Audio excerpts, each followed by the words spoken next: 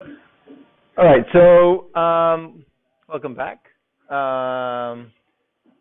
As you must have realized at this point, the morning was, I mean, not the morning, the first part before the coffee break was very overview, very much an overview over what we're going to do. And now we're actually going to start diving into the various tools that make up the pipeline and explaining what they do, why they're important, and how to use them.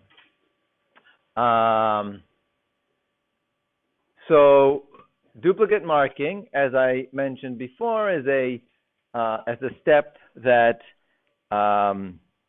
removes non-independent observation from the data. Actually, I say remove, but I shouldn't say remove. We don't remove the reads because we have this philosophy that we keep all your data and we don't want to delete it. So what we do is we mark the read as a duplicate if we think that it should be ignored for that purpose. And that marking happens in that field that I showed in the read that had, I think it was 99 on the slide that I showed, and I said you have to look in this website called Explain SAM Flags to understand what each of the bits mean. Anyway, so one of the bits means this is a duplicate. And so many of our tools ignore duplicates. Many of them have the option to not ignore duplicates if you want, but that's usually a bad idea. If they say that if they want to ignore duplicates, you probably should ignore duplicates. The math will just come out wrong, and you will make mistakes of one kind or another otherwise. So here is our pipeline at a glance. We have the data processing, where marked duplicate lives, and variant discovery, and then call set refinement. We'll go over all of these today, and now we're here, marked duplicates. I did not go over the BWA MEM step, even though you need to map to the reference, so you don't get to skip this step, but I get to skip this step. And this mark duplicates and sort is a Picard tool. We have several different duplicate marking tools in Picard, but right now I'm talking about the plain vanilla mark duplicates. So where does the duplication come from? So some of the things that we do in the preparation of the library causes duplicates.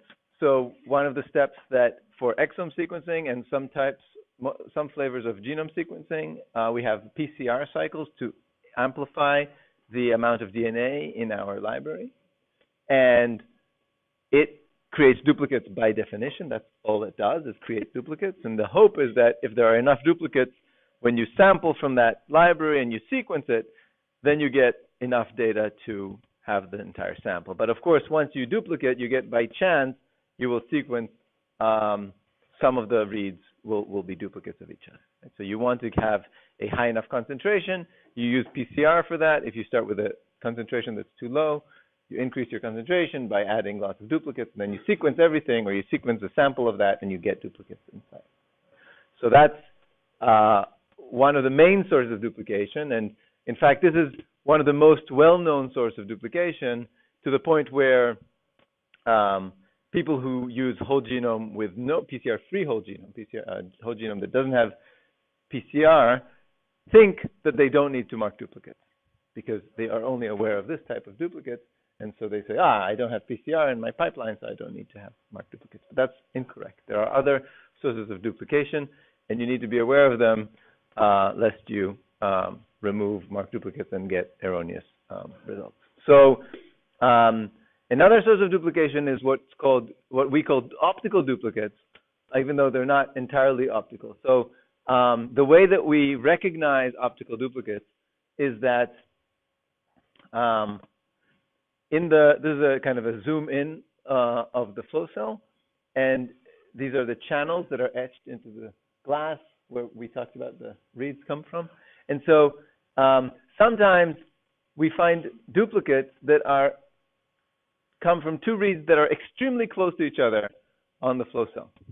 Okay, so this is an attempt of illustrating that. So you have, imagine that you have two reads that didn't just come, one from over here and another from over here, and they look like duplicates, but they actually came from almost the exact same spot on the flow cell, and you know where they came from because you get their coordinates in the name of the read. You have the coordinates of the read. So you look at the coordinates and you see the reads are almost exactly the same name, meaning they came from almost exactly the same place in the flow cell. And you see many of these. Many of the duplicates are nearby on the flow cell. And this indicates that this duplication isn't happening at the library level. It's happening on the sequencer, right? Because if it were happening on the library, why would two molecules that were replicated in the library, put into a test tube, and then sucked out of the test tube and put onto perhaps multiple lanes? Why would those two happen to land exactly next to each other in the flow cell? There's no, the probability that would happen by chance is very low. It's much more likely that if you find duplicates that are very, very close to each other on the sequencing, that duplication event happened on the sequencer. Okay, and the old, I don't remember what the slide. Okay, yeah, this is a good slide. So the old version of next generation sequencing, meaning the MiSeq and the HiSeq through 2500s, and maybe a few others that don't use what's called patterned flow cells, they would get things like this. They would get a cluster that didn't grow exactly round. It would have this amorphous shape. And the cluster finding algorithm, which is an algorithm inside the developed by Illumina, sees this amorphous shape and it classifies it as two things rather than one. But of course, it actually is one. And so all the data that's coming out of these two is going to be exactly the same. It's going to be the same bases in rapid succession in those two clusters that are actually one cluster. And so you get two reads from that. They are indeed very close to each other, right? And they will look like duplicates because they have exactly the same bases, they map to the same place in the reference, etc., etc. So these we call optical duplicates.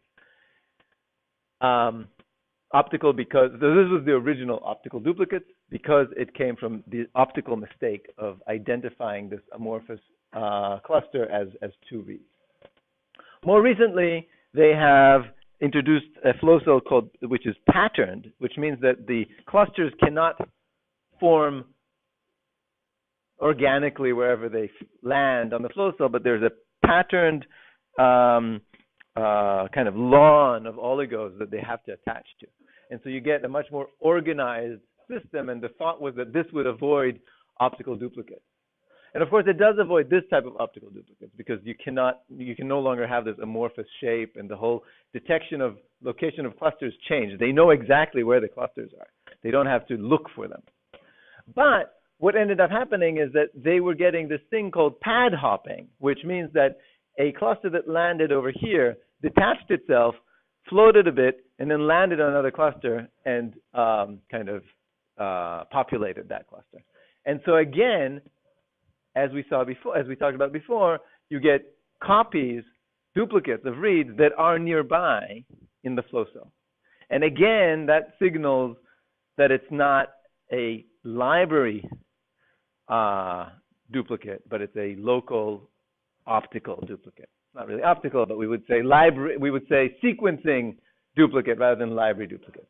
And in fact, we do mark, if you ask, you can get the different duplicates marked in that, what I said was this extra metadata in the BAM, whether it's a sequencing duplicate or whether it's a library duplicate. So you can ask for that. Mark duplicates can mark that for you if you ask nicely.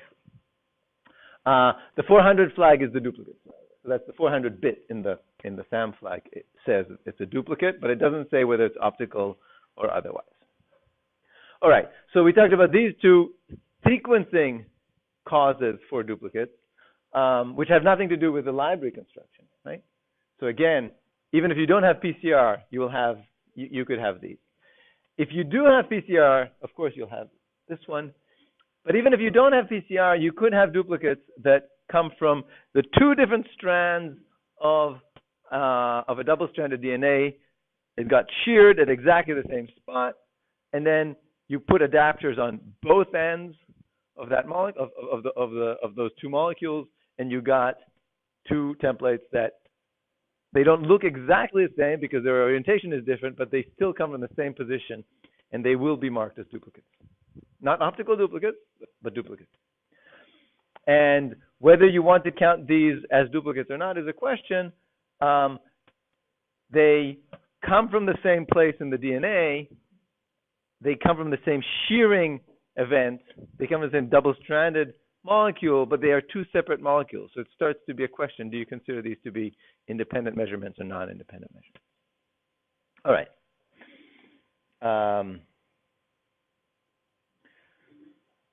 Right. So I said all of this.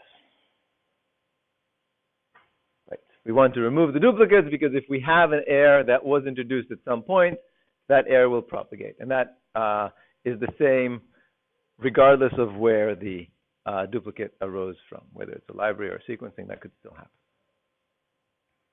happen.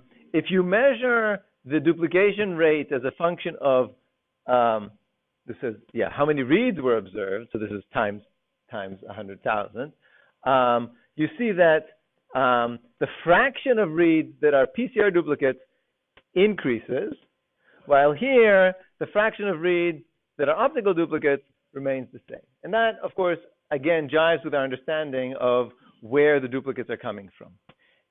When you take one library, as you sequence more and more of that library, you will find more and more duplicates, right? So the rate will go up. Because if you just sample a little bit of a library, chances are you will sequence it quite randomly and you won't see anything twice. But as you sequence more and more of it, you will see all the duplicates, right? So it will start low and it will go high. Optical duplicates, it doesn't matter how much you sequence. If it's optical, it's a local thing. It happens on the flow cell. Once the probability of a single read having an optical duplicate is the same as the probability of when you have 100,000 reads, right? So it remains more or less constant. So here you can see that we are actually identifying correctly what is a PCR duplicate and what's a optical duplicate. This, of course, was data generated on many, many different samples that we have at the Brim. Okay. So how do we identify duplicate reads? What we don't look at is the actual sequence in the reads, because sequencing could have errors in it, and we don't want the errors to falsely cause us to miss duplicates or to find duplicates. We want something that's more robust to a few changes in the sequence, the bases that we sequence. And so what we look at is the position in the reference. We take the mapped reads, so we don't mark duplicates for unmapped reads. We take the mapped reads and we ask, where was the first base that was sequenced? Where is the position of that first base? And if it's paired end, we also look at the first base that was sequenced in the other read, right? And so we basically are asking, if we take this template, where is this template located on the reference, right? The very first base on this side and the very first base on this side, those are two numbers. Those two numbers identify the template for us. If another pair of reads has the exact same start and start of the two reads as the first pair, that's considered a duplicate. Is that clear? So we have two numbers or two positions coming from the two ends. If those two numbers equal to another pair of two numbers from a different template, then one of those two is considered a duplicate. And once we have a duplicate set, a set of reads that are all with the same start and stop, we call it, then we choose what we think is the best one. There's various criteria for how to choose the best one. We choose the best one, and everything else we mark as duplicate.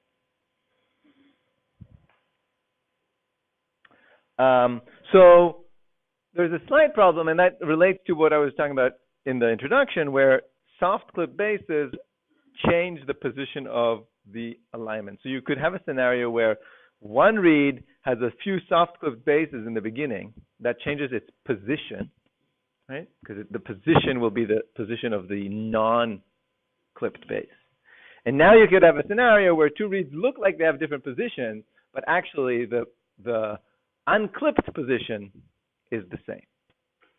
And so you have to be careful and make sure that you look at the unclipped position and not the stated position. The other catch is that when you have a read that is aligned, when you look at this read, you have two reads, one that goes this way, one that goes this way. The position is going to be recorded here. That's not the first base that was sequenced. Right? This is the position. But the position of the first base that was sequenced is this one. What we call the 5' end. 5' end is on here, and the 5' end for this one is over here. Right? So you have to make sure that you look at the 5' end, and you have to make sure that you take into account the soft clip base. All right. So here's a exercise. All right. You guys need to be woken up a little bit. Okay, you have exercise immediately. We have to ask a question before the exercise. Great. Some people trim. Yeah. So if you trim,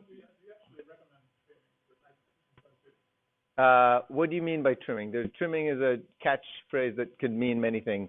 Do you mean so trimming by actually removing the bases from the data, or trimming by soft clipping the data? Soft clipping is fine. We do not advocate hard clipping, which is actually removing the data from the bases from the file.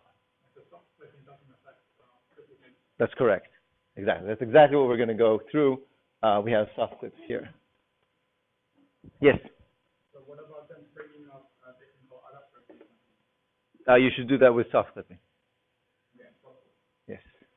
But that shouldn't matter because the adapter sequences. So is it okay if I write? Can people see when I write? The technical. But I can't erase. So if you have a short insert and long reads, right? That's what you're talking about. So you have a short insert, then you have a long read. So here's read 1, right? And here's read 2. Yes? This is what you're talking about. So all of this here is going to be reading adapter. And all of this here is going to be reading adapter, which is not junk. It's true, but it's junk in the sense that it's adapter sequence. It's not DNA, right? It's not original DNA. But it doesn't matter because where are the 5' ends? The 5' ends are here and here, right? Has nothing to do with the adapter. So this position, this base here is not adapter. And this base here is not adapter. And so if you trim these adapters or don't trim these adapters, it's not going to make any difference whatsoever to duplicate marking. What about invariant?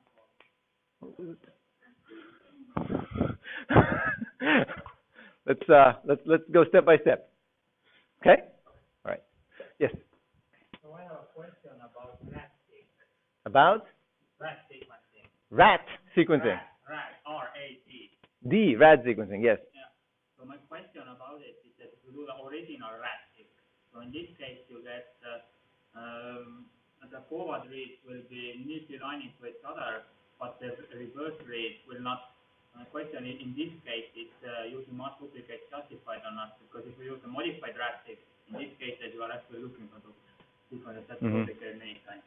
Yeah, so I'm not extremely conversant about RADSeq. I'm happy to chat about that maybe over lunch. I'm not going to. Yeah. All right. So here we have a bunch of reads. In this case, we're just doing fragments, not pairs, because when you do pairs, it's even more complicated. But here are the reads. Some of them came as read 1 and some of them came as read 2. Meaning, no, wait, some of them are forward strand and some of them are reverse strand. Right? So the blue ones are forward strand and the red ones are reverse strand. Okay? So the underline tells you which was the first base that was sequenced. Right? Because the forward strand, this is the first base, and the reverse strand, this was the first base that was sequenced. And then some of the bases are hard clipped, which we do not condone, and some of the bases are soft clipped, but that doesn't mean that the bases are still, the first base that was sequenced is still the one that was marked. And the question is, what are the duplicate sets here? So what's a set of duplicate reads? I think they're 1 and 5, right? So we have 2 reads that that have the same start. Is there another read that joins them? 6, right? Is there another read that joins them? 3, right? So 1, 3, 5, and 6. Okay, and then what's another set? 2 and 4 are a set. That's right. And then the last set is 7 on its own, right? So here is one set, here's the other set, and here's the other set. Right? When you have paired ends, you just have to do that comparison on the other side as well. Whatever we did here, you have to do on both sides. All right. Once we mark the duplicates according to those start and stop positions, we sort the BAM so that it's in coordinate order. And now we can look at, with IGV, because we can't use IGV on a non-sorted BAM, and we can see that if we can set IGV and tell it to show duplicates or to hide duplicates. It's in the settings. There's many, many settings in IGV. So you can see that it looks like there's a lot more data when you show the duplicates than when you hide the duplicates. And in this case, there's no clear artifacts that get cleaned up, but in general, you will see that if you do have artifacts, you will see that they can get cleaned up quite substantially by marking duplicates. All right, so yes, no, don't apologize, please.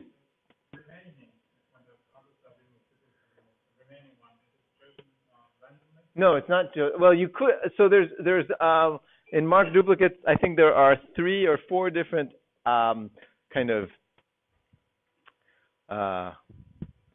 ways in which you can choose the duplicate, the representative.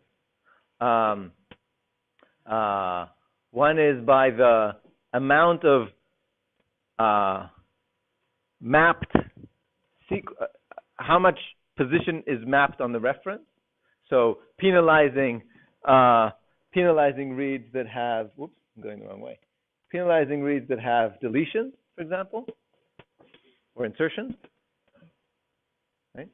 Because this will not, and also favoring longer reads over shorter reads.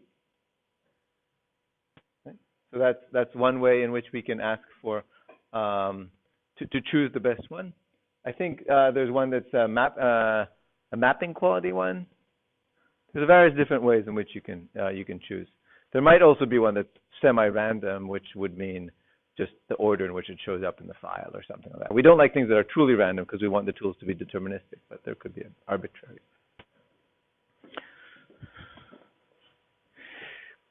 All right. So sometimes you can't use marked duplicates. For example, if you're doing amplicon sequencing, all of your reads look exactly the same, even though they came from different molecules. You do have PCR, but if you do mark duplicates, you'll just get one read from every location, and that's obviously not enough. So if you have amplicon sequencing, you cannot use marked duplicates unless you use the kind of latest innovation in amplicon sequencing or in sequencing in general is UMIs, what's called UMIs, a unique molecular identifier, which is attached to the molecule before PCR. And so if you do that right, and you again, there's complications. You can read a lot about that online.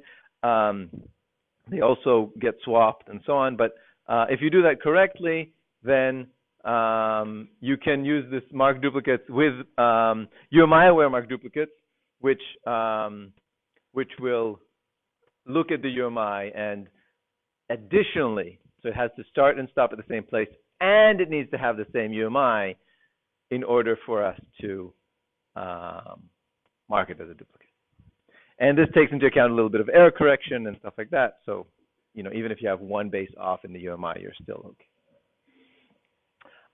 In RNA-seq, again, you often get a lot of the same reads that look like duplicates, and people argue about whether you should or should not be marking duplicates. I'm not going to make the decision for you.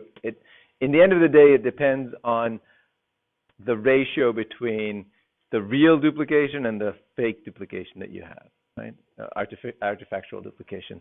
There's actually a tool in Picard to identify the rate of what we call independent replication.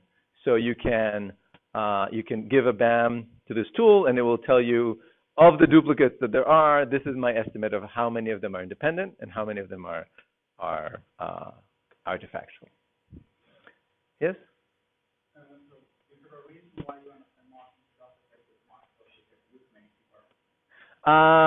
So the marked duplicates with mate cigar is a single pass, so it's theoretically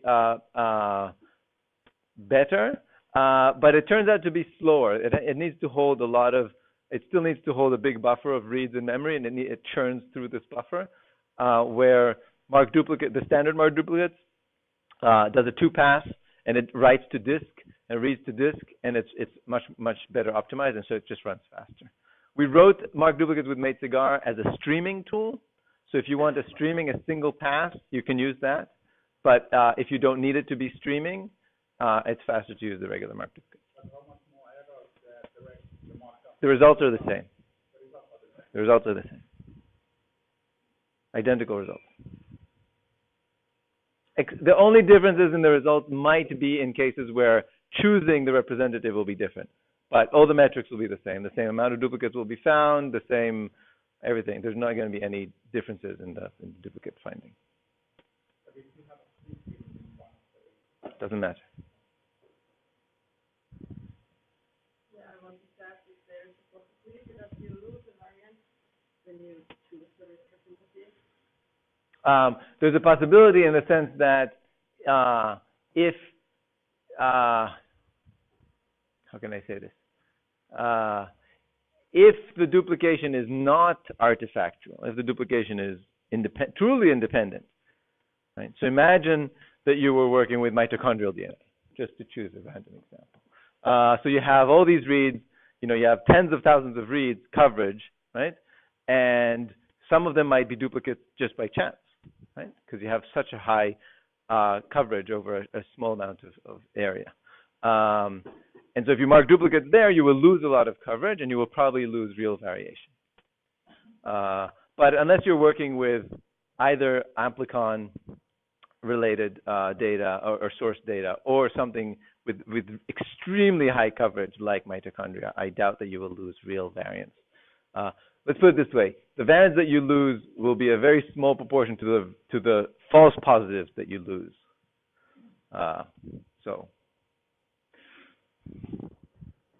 All right. I mentioned this, like I said, this Picard tool. I don't have it written down here. This Picard tool that identifies or estimates the independent replicates. That's another use case that we do with marked duplicates. It uses the duplicates to estimate the amount of independent replication.